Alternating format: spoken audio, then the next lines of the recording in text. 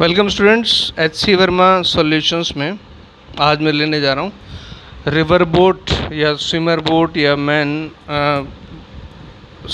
River problems और दूसरा ये रेन मैन प्रॉब्लम को लेकर के। अच्छा, इसका बेसिस जो है वो HC वर्मा में ये जो तुम पेज देख रहे हो 40, इससे पहले 39 नंबर पेज है,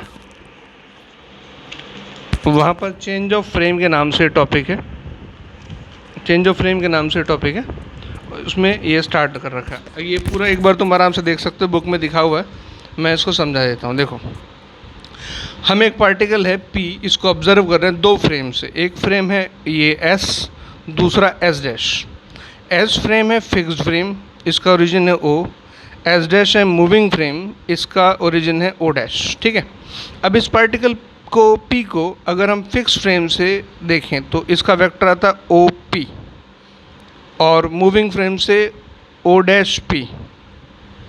अच्छा, अभी जो मूविंग फ्रेम है इटसेल्फ, इसका पोजीशन है O डैश, यहाँ पर ये वेक्टर फॉर्म में दे रखा है। अब इस ट्रायंगल को देखो, O dash P is equal to OP। देखो ज़रा यहाँ पे, OP is equal to O dash plus O dash P।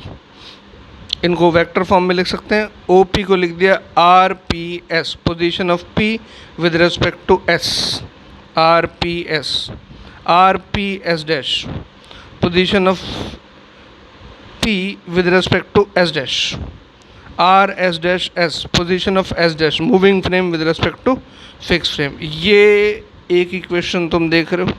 फिर इसको डिफ्रेंशिएट किया तो R का डिफरेंशिएशन वेलोसिटी होगा VPS is equal to VPS dash plus VS dash S, मतलब velocity of particle with respect to S माने fix frame is equal to velocity of particle with respect to S dash माने moving frame plus velocity of S dash with respect to S, मतलब velocity of moving frame with respect to fixed frame.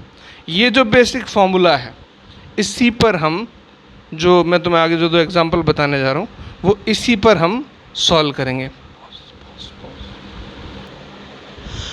अब देखो ज़रा, solve example मैं ले रहा हूँ पहले, ठीक है। स्टार्टिंग में सॉल्व एग्जांपल से कर रहा हूँ क्योंकि इन्होंने जिस ढंग से सॉल्व किया है शायद कुछ बच्चों को नहीं समझ में आता, वो मुझसे पूछते भी हैं। ये सॉल्व एग्जांपल नंबर 19 है। A man running on a horizontal road at 8 km/h finds the rain falling vertically. He increases his speed to 12 km/h and finds that the drop makes angle 30 degree with the vertical. Find the speed and the direction of the rain with respect to the road. कहने का मतलब ये कि एक आदमी पहले 8 km/h से भाग रहा है तो रेन उसको वर्टिकल गिरती दिख रही है, और अगर वो 12 km/h अपनी स्पीड कर देता है तो उसको रेन 30 डिग्री एंगल पे आती दिखती है। अब ज़रा इसको समझते हैं, क्वेश्चन को देखो। अब इस रेफरेंस से मैंने लिखा वैसे कोई formula VPS is equal to VPS dash plus VS dash S। अच्छा, अब P मैंने पार्टिकल, यहाँ पार्टिकल कौन है? रेन, जिसको ऑब्जर्व करना है। S फिक्स फ्रेम कौन है? ग्राउंड, इसको G लिख दिया मैंने। S डैश मूविंग फ्रेम कौन है? Man himself, M।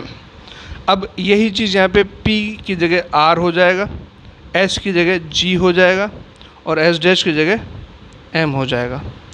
VRM is equal to VRG is equal to VRM plus VMG, माने velocity of rain with respect to ground is equal to velocity of rain with respect to man plus velocity of man with respect to ground. ये हमारे पास equation आ गई, वो जो हमने लिखी थी। अब उसका नेक्स्ट स्टेप में क्या है, हमसे पूछा जाता है VRM, velocity of rain with respect to man. तो बस इस इक्वेशन में इतना से चेंज किया कि VMG को इधर ले आए, तो ये बन गया VRM is equal to VRG minus VMG। ठीक, अब इसमें पहला केस। अच्छा, पहले ये समझो, यहाँ पे मैंने इसको एक्स एक्सिस और डाउनवर्ड पॉजिटिव वाई एक्सिस ले लिया, थोड़ा आसान रहेगा समझना। हम मान रहे हैं कि रेन सपोज ऐसे आ रही है किसी एंगल अल्फा पे आगे की तरफ, और ये VRG उसका वेक्टर है और VRG मतलब रेन का मैग्नीट्यूड मैंने V मान लिया। ठीक, अच्छा, अब इस क्वेश्चन के अकॉर्डिंग जो पहला केस है कि इसमें man is running with 8 km/h, ये सब km/h में चल रहा है, ठीक है। अभी मैं इसका यूनिट नहीं लिख रहा हूँ।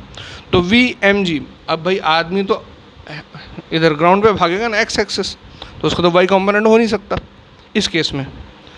We M G is equal to 8 i cap. अच्छा, कुछ केसेस है इंक्लाइन प्लेन वाले कि एक आदमी इंक्लाइन पे भाग रहा है तो वहाँ वाई कॉम्पोनेंट भी हो सकता है, यहाँ पे नहीं है, ग्राउंड पे चल रहा है, ठीक है।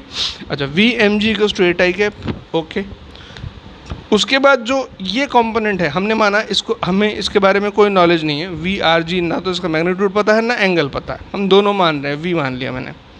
तो वी आर जी, इसका जो ये वाला कंपोनेंट आएगा वाई कंपोनेंट, वो कॉस आएगा, और जो एक्स कंपोनेंट आएगा वो साइन आएगा। ये थोड़ा सा कॉन्ट्राडिक्शन तुम्हें दिखेगा, तो इसमें घबराने वाली बात नहीं। V R G is equal to V sine alpha I cap plus V cos alpha J cap. Clear, ये हो गया कंपोनेंट कॉस, कौन सा वाई, और ये साइन कौन सा, ये हो गया एक्स कंपोनेंट, ठीक है।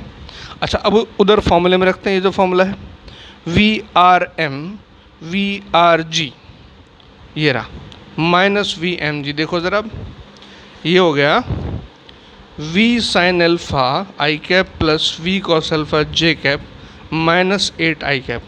अच्छा, आई कैप आपस में ऐड सब्ट्रैक्ट होंगे, तो ये V sine alpha minus 8 i cap plus V cos alpha J cap. अब इसमें एक इंटरेस्टिंग बात देखो, पहली कंडीशन क्या बोली है, ये हमारे पास वी आर एम वेक्टर आ गया, velocity of rain with respect to man आ गया, ठीक है। और उसमें बोला ये जा रहा है कि इसको मैन, ये velocity of rain with respect to man, मतलब मैन को रेन कहाँ अपीयर होती है, ओनली वर्टिकल।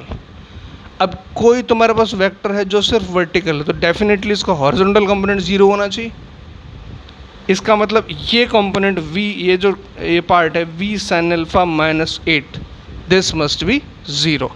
तो पहला जो इससे कंक्लूजन आता है, अब ये मैंने यहाँ पे लिखा है, देखो, appears vertical, that means x component of V R M must be 0, v sin alpha minus 8 equals to 0, तो v sin alpha equals to 8। ये पहला रिजल्ट यहाँ से हमारे पास आ गया, गॉट इट। अच्छा, अब केस सेकंड चलते हैं। केस सेकंड में बोल रहा है कि स्पीड अगर 12 किलोमीटर पर आवर कर दे तो इसको रेन ऐसे दिखाई देती, और अब की बार एंगल की इन्फॉर्मेशन दे रखी है 30 डिग्री। अब यहाँ एक बात देखने की, जो बुक में सॉल्यूशन दे रखा है उसको मैं थोड़ा सा उसके अलग चल रहा हूँ ताकि समझ आ जाए। इस लाइन से अगर मैंने एंटी क्लॉक मेज़र किया ये एंगल अल्फा तो पॉजिटिव है, और इधर मेज़र किया तो नेगेटिव हो जाएगा, गॉट इट, ओके। अब ये जो वेक्टर है ये अभी भी वी आर जी है और ये वी आर एम है, ध्यान रखना, बस यहाँ कन्फ्यूज़न नहीं होना चाहिए। अब वी आर एम वही formula V R G minus V M G. अब की बार वी एम जी कितना है 12, बस उतना सा फर्क है, बाकी वी आर जी तो वही है पहले वाला, V sine alpha I cap plus V cos alpha J cap minus 12 I cap, ठीक। अच्छा, वही आई कैप इकट्ठा कर लेते हैं, V sine alpha minus 12 I cap plus V cos alpha J cap. अब ज़रा इस ट्रायंगल को देखो, ये जो वेक्टर है वी आर एम ये वाला, ठीक है, इसका ये एक्स कंपोनेंट और ये वाई कंपोनेंट, ये रहा वी आर एम, ये इसका एक्स कंपोनेंट और ये इसका वाई कंपोनेंट। अब ट्रायंगल में ये एंगल कैसा है, नेगेटिव है, मैंने लिखा 10 माइनस 30, ये एक्स कंपोनेंट ये रहा V sine alpha minus 12 upon Y component V cos alpha, got it, X by Y tan theta, ठीक है ना, परपेंडिकुलर अपॉन बेस। यहाँ से आता है 10 minus 30 minus 1/√3 v sine alpha minus 12 upon v cos alpha. अच्छा, वी साइन अल्फा पहले आ गया था, कितना था, 8 था, 8 माइनस 12 कितना है, -4, तो -4 यहाँ पे आया, माइनस यहाँ पे, तो माइनस माइनस यहाँ से चला गया। अब यहाँ से देखो हमारे पास है 1/√3 is equal to 4/v cos alpha, तो यहाँ से I hope v cos alpha की वैल्यू हमारे पास आ गई 4√3। अब हमारे पास v साइन अल्फा भी है 8 और v कॉस अल्फा भी है, हमारे पास v कॉस अल्फा की वैल्यू आ गई 4√3 और v साइन अल्फा हमारे पास पहले से था 8। अब आराम से दोनों का स्क्वायर किया, ऐड किया, तो यहाँ से v square cos square plus v square sine square alpha equals to 4√3 square plus 8 square. इसको सिंपल सॉल्व करेंगे, we will get the answer 4√7 kilometre per hour, got it. Book में जो दे रखा है साइन अल्फा प्लस थीटा वो शायद तुम्हें difficult पड़ सकता है, ये एक और तरीका है डायग्रामेटिक। तुम कमेंट सेक्शन में डालना है कि डायग्रामेटिक बताना है तो मैं डायग्रामेटिक वे बता दूंगा।